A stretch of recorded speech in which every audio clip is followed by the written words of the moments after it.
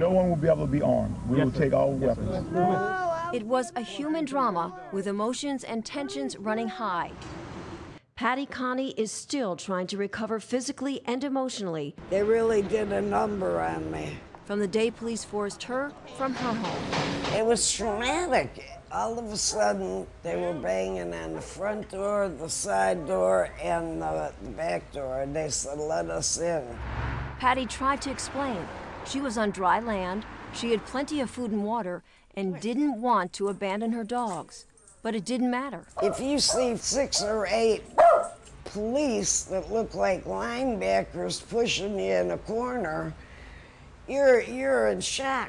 I'm saying, look at all my food. I got plenty of food. They kept pushing me back,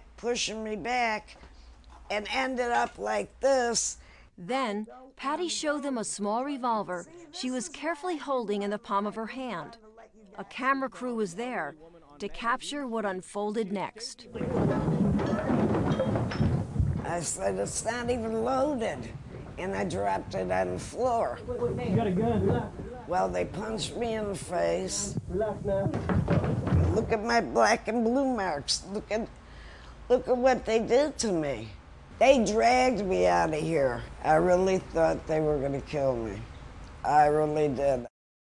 We were coming back across the lake is when we got stopped by Coast Guard and St. Tammany Sheriff's Department and the National Guard by gunpoint. We had identification. We were coming back from a house that we were taking the weapons out of so criminals wouldn't break in and steal them. And we've had policemen tell us that that's what they wanted us to do, but not the sheriff in St. Tammany. They just wanted to confiscate them from us. We felt like criminals at the time when they come up to us with M16s or AR-15s, whatever it was, but there was 4 of them with rifles and holding on us with our hands in the air until they got in our boat. So they got on the boat and they asked us, "Do you have any loaded weapons?" Yes, we do. They're in the 2 back compartments. Wayne went to show them where the gun was, and he screams, "Don't touch it. Don't even move. I'll get it." I felt like it was un-American and then we had been violated when they took. Like I say, we were shell-shocked. We were just sitting around looking at each other and said, "We just got our guns taken away from them." They took them. And they didn't have a right to take them. They didn't have a reason to take them. That was the thing. We did nothing wrong. But they took them anyway. He said, "Be thankful we're taking your guns here." Why should I be thankful?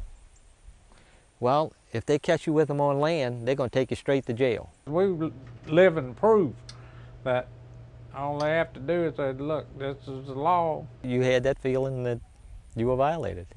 They took something from you. They stole something from you. That's the only way to put it. They took something that they didn't have a right to take. What'd you come and get my gun for? I'm a good citizen. Marie Galatis, a Baptist minister, faced the same story in her neighborhood. The same threats by thugs, the same lack of police. But she never once felt afraid. And I had my Bible, and I had my gun, and I knew I was safe. And I tell you what, I'm a Annie Oakley if you come fool with me or my family. I'm gonna let you have it, buddy. Marie knows she was lucky.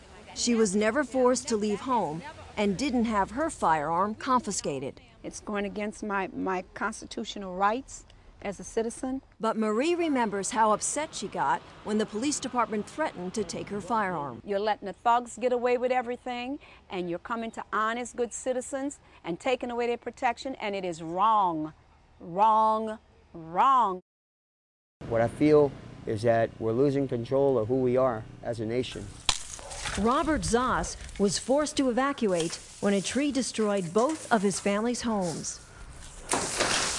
Loaded with dogs, kids, people. Then, as they were exiting through downtown, the unexpected happened. These cops came out of nowhere, said stop, and asked, do we have weapons in the car?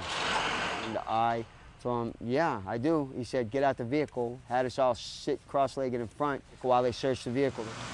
I had a .22 long rifle. My tenant's girlfriend had a .22 pearl handle revolver given to her by her grandmother or grandfather. But Robert couldn't believe what he watched police do next to his rifle and his friend's pearl-handle revolver.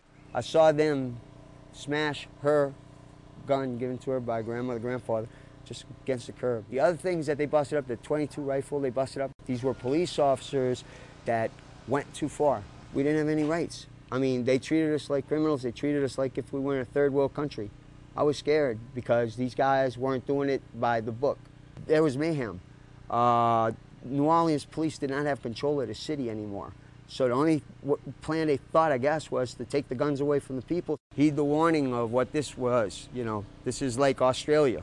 All of a sudden, boom, they got our rights. Okay, this is a Browning 270. It's my deer rifle. And this is a Savage 7mm 08. This belongs to my grandson.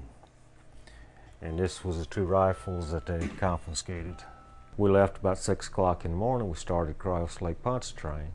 As we came out under the drawbridge, a St. Tammany Parish sheriff's boat run up with their lights flashing, told us to pull over. So we pulled over, and they pulled in about 20 foot from us. And they had 5 guys in the boat, and they had assault weapons, and they pointed them at us and asked if we had any weapons on board. I told them yes, we had 2 weapons. They said, get at the back of the boat with your hands in the air. We're coming aboard to search. They got the guns. They opened the case and looked at them. I was standing at the back of the boat with my hands in the air. Automatic rifles pointed at you. I mean, you don't have any choice. I mean, they didn't just have them pointed from their hip. They had them up at their shoulder pointed, you know. I mean, they weren't playing. They asked where we were going. Told them we were contractors for Pala Interstate. We were going to New Orleans to find a route to come in with a barge. So they said, okay, we're seizing these weapons. So I said, I want a receipt for my guns. They said, no, we're not giving receipts.